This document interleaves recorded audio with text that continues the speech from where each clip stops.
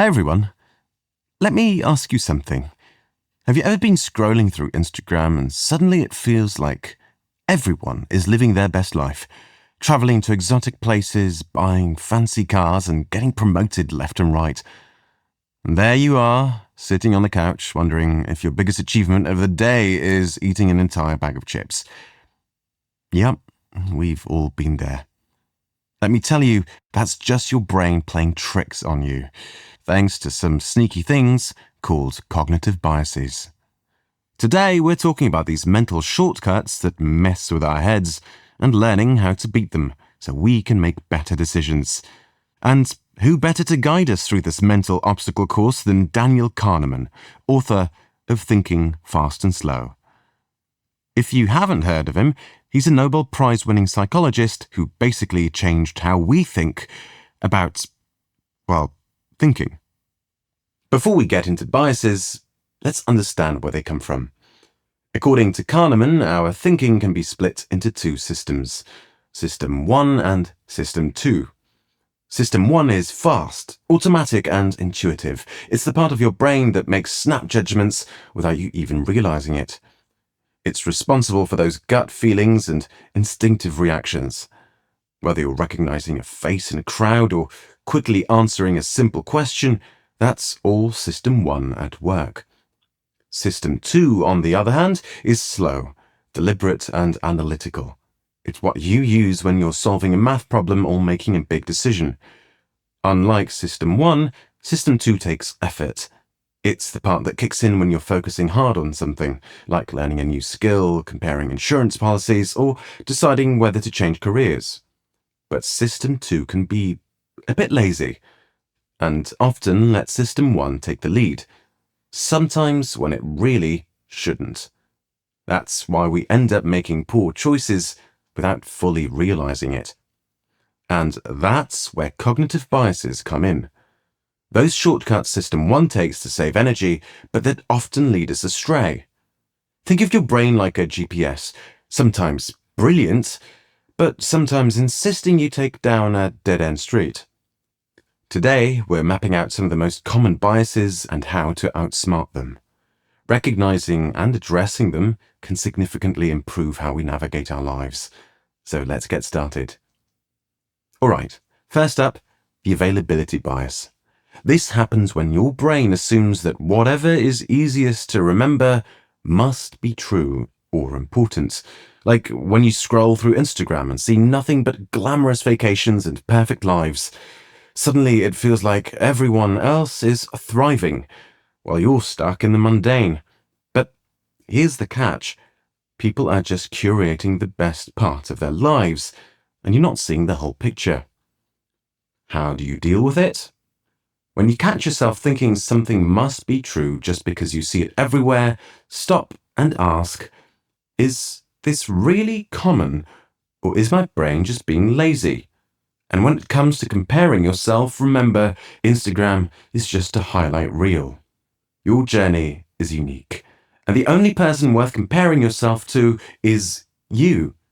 So ask yourself, am I better today than I was yesterday? That's what really matters. Next up, the confirmation bias. A classic. It's when you only pay attention to information that backs up what you already believe and ignore the rest. Ever found yourself in an argument and only remembered the points that proved you right? Yep, that's confirmation bias. It's comfortable, but it keeps you in an echo chamber where you never really challenge your beliefs or grow. It can be dangerous too. When we surround ourselves only with information that supports our views, we miss out on crucial insights that could change our understanding or help us make better decisions. Tip for avoiding this one? Get comfortable with disagreement. Challenge yourself to hear different perspectives, even Aunt Karen's spicy takes. It's not easy, but it's like a workout for your brain. The more you do it, the stronger your critical thinking gets. So actively seek out opinions that differ from your own. Read articles, watch videos, or talk to people with different viewpoints. And when you feel that discomfort rising, remind yourself that it's a good thing.